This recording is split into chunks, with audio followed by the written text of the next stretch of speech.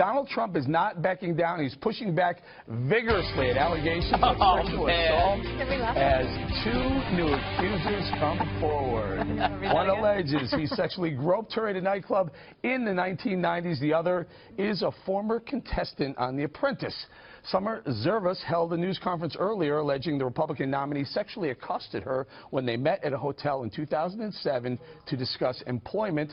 Trump maintains all of the accusations are lies, and he blames the Clinton-friendly press for trying to derail his campaign. He targeted one man in particular today, a Mexican billionaire tied to both the Clintons and the New York Times. The largest shareholder in the Times is Carlos Slim. Now, Carlos Slim, as you know, comes from Mexico. He's given many millions of dollars to the Clintons. Reporters at the New York Times, they're not journalists. They're corporate lobbyists for Carlos Slim and for Hillary Clinton. Right now, I am being viciously attacked with lies and smears. Some are doing it for probably a little fame. They get some free fame. It's a total setup. Now, suddenly, after many, many years, phony accusers come out less than a month before one of the most important elections in the history of our country. Even a simple investigation would have shown these allegations against me.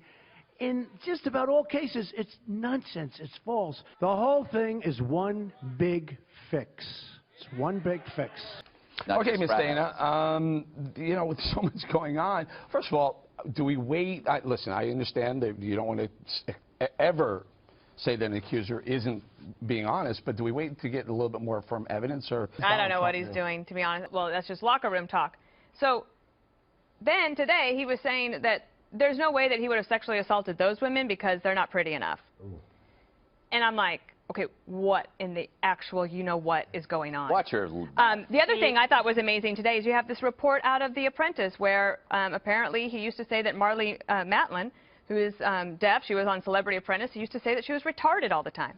So she's responded, and she is saying how offensive it is. And so I think one of the things that the Trump campaign has done, instead of focus on the real issues, like they say they want everybody else to do, now this story is completely into the mainstream pop culture world.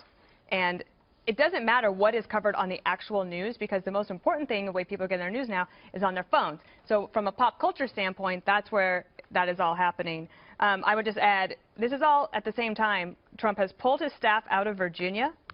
Arizona shows a tie with her. One poll has her up by 1. And in Florida, a really telling number.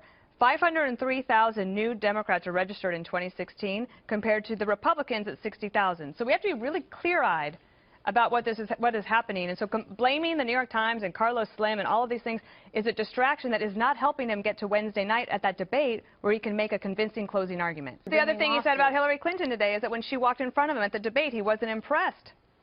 I mean, that's not impressive. Right. All right? And the Republican men that are defending this are really irritating me. I've been like Mount Vesuvius all day. You have. You're not out there doing it. I mean, there are people like, you know who you are. You know who you are, Ben Carson. The look. Oh, my goodness. And others. You know what Sessions. Ben would say to you? What? Cut the mic. Oh, cut my mic. Cut the mic. Yeah, because women should be seen and not heard, apparently. Finally, you agree with me, After 20 Dana. years of defending these guys. Well, you know, I'm enjoying this.